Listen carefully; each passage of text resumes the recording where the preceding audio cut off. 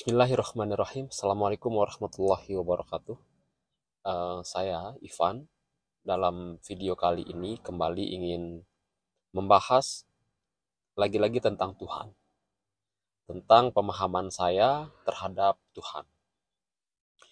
Hal yang menggelitik mungkin ya di dalam pikiran saya, dalam hati saya ketika ada orang-orang yang mencari Tuhan atau para pencari Tuhan. Hal ini kok rasa-rasanya tidak sesuai dengan apa yang saya pahami. Ya bisa saja berbeda dengan teman-teman. Karena menurut saya, kok Tuhan kita cari gitu loh. Kok Allah kita cari? Bukankah Allah atau Tuhan itu yang melingkupi segala yang ada di alam semesta ini? Beliau yang ada di segala tempat, beliau yang ada yang berada di mana-mana pun. Sehingga kalau kita mencari kemana? Apa yang harus kita cari? Mungkin analogi sederhananya seperti sebuah ikan yang hidup di dalam samudra, di dalam lautan, kemudian dia mencari mana air. Air itu di mana sih? Gimana sih untuk air? Dia nggak menyadari bahwa ternyata dia hidup di dalam air. Oke. Lalu pertanyaan berikutnya, kalau kita tidak mencari Tuhan, lantas apa dong yang harus kita lakukan? Menurut pemahaman saya, sebenarnya Tuhan sudah memberikan kita bocoran atau memberikan kita clue bahwa segala yang terdapat di alam semesta ini adalah tanda-tanda keberadaan Tuhan bagi orang yang berpikir. Jadi kita dapat memahami bahwa semua ini adalah tanda. Kita tidak akan dapat menjangkau Tuhan yang eksistensi sebenarnya, tapi kita dapat melihatnya dari tanda-tanda yang diberikan di seluruh alam semesta ini. Tanda-tanda itu berlaku bagi siapa? Berlaku bagi orang-orang yang berpikir. Lalu siapa sih orang yang berpikir? Kalau saya dapat menyimpulkan dari berbagai masukan-masukan atau pengalaman yang saya pelajari, orang-orang yang berpikir itu atau orang-orang yang berakal itu adalah orang-orang yang sadar. Yang sadar terhadap segala sesuatu. Yang dia menyadari, apapun dia sadari di alam semesta ini. Dia menyadari kadar dan kadar, dia menyadari segalanya yang ketentuan-ketentuan Tuhan.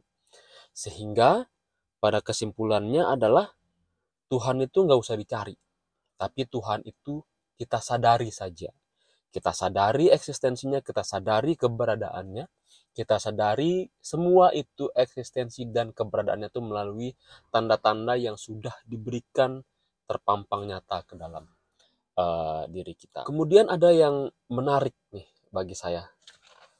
Saya pernah mengungkapkan ini di berbagai tempat bahwa salah satu doa yang paling cepat dikabulkan oleh Tuhan, oleh Allah itu adalah doa makan. Karena selesai berdoa, kita langsung makan. Begitu juga sebenarnya dengan hal yang terjadi, tetap kesadaran kita terhadap Tuhan.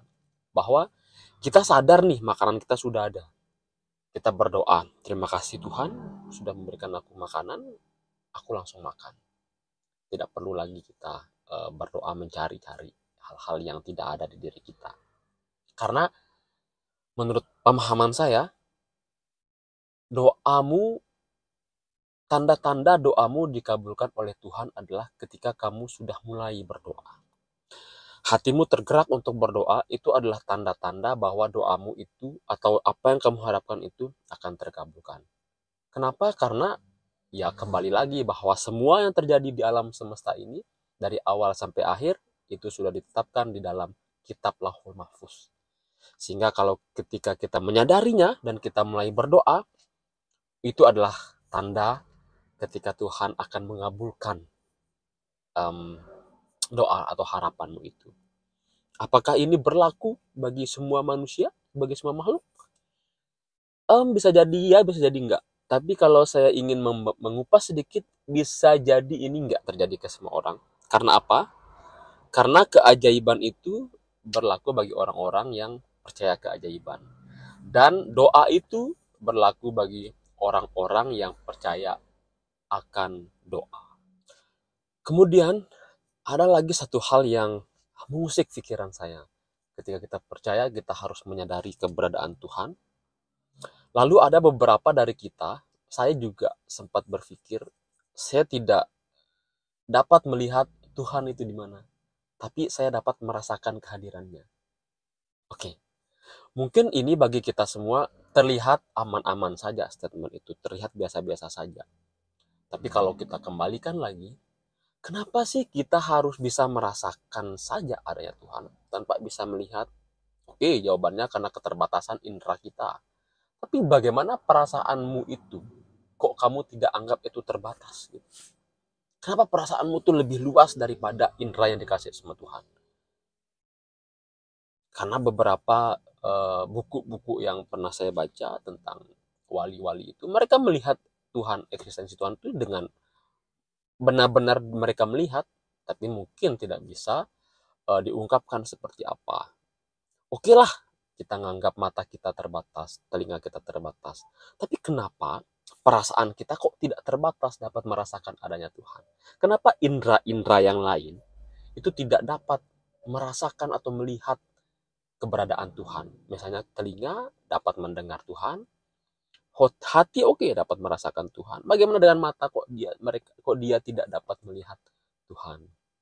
Sehingga pertanyaannya, apakah kita sudah sadar Tuhan itu seperti apa? Dengan segala kemahaannya, apakah kita tidak dapat melihat Tuhan yang sebenarnya? Atau kita memang tidak menyadari kalau ternyata kita selama ini melihat adanya Tuhan? Terima kasih dalam kesempatan ini. Assalamualaikum warahmatullahi wabarakatuh.